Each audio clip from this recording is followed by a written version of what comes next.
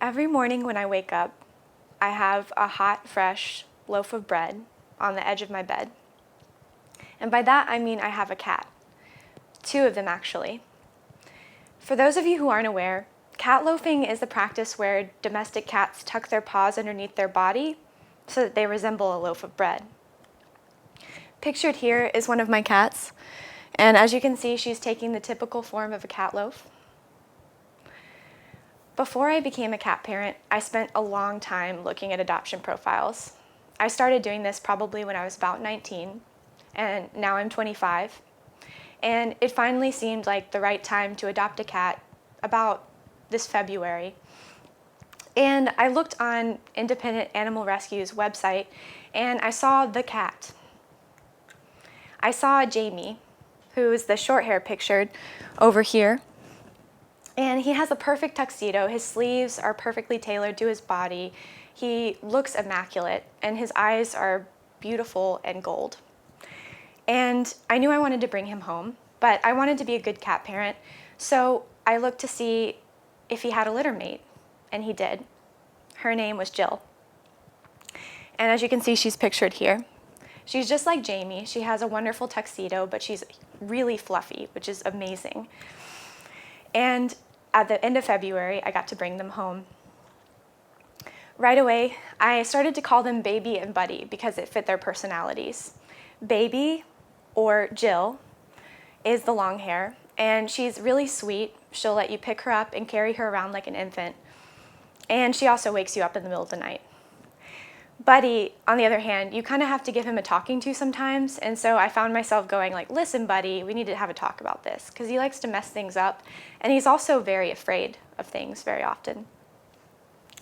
And, I kind of felt bad for them because this probably wasn't what they bargained for, but about 2 weeks after they came home, all of my classes moved online.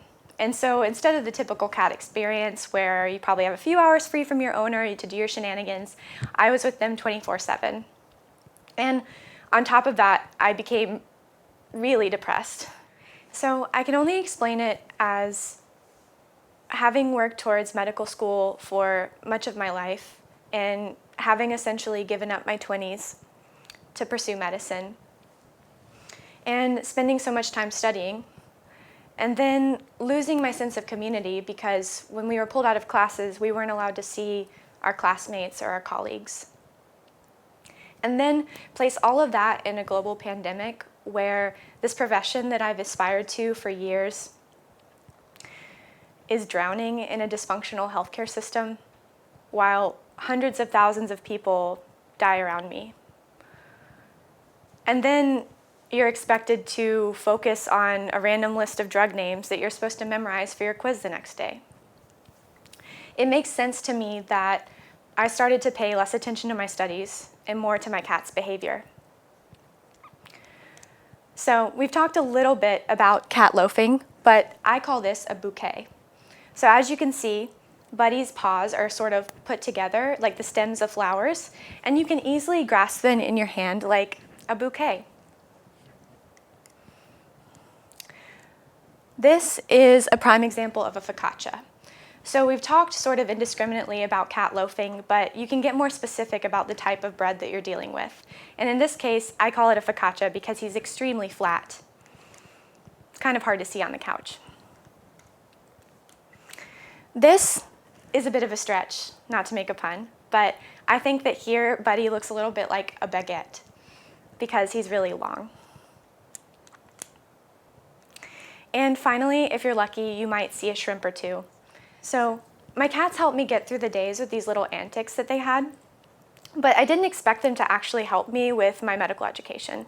So a lot of people at the beginning of the pandemic ended up moving in with their families again or moving in with a partner maybe before they were ready, but all of this means that they were with people and that they were able to practice their physical exam.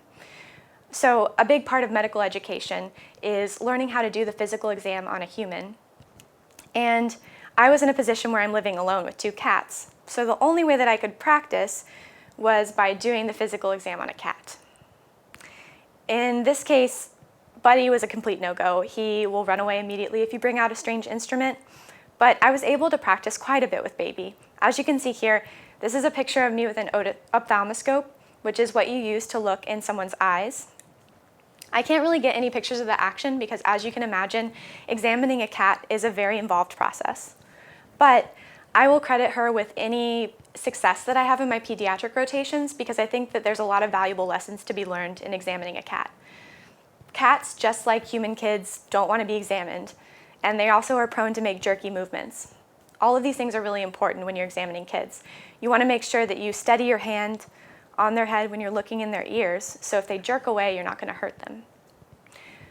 A typical day would look like me getting on my Zoom call for the class where I was supposed to learn these skills, and there might be a window up with my friend practicing on her mom, another window up with another friend practicing on their partner, and then there's just me chasing baby around the apartment trying to look in her ears. We eventually got a lot better than that, but it was quite a journey and I learned quite a bit.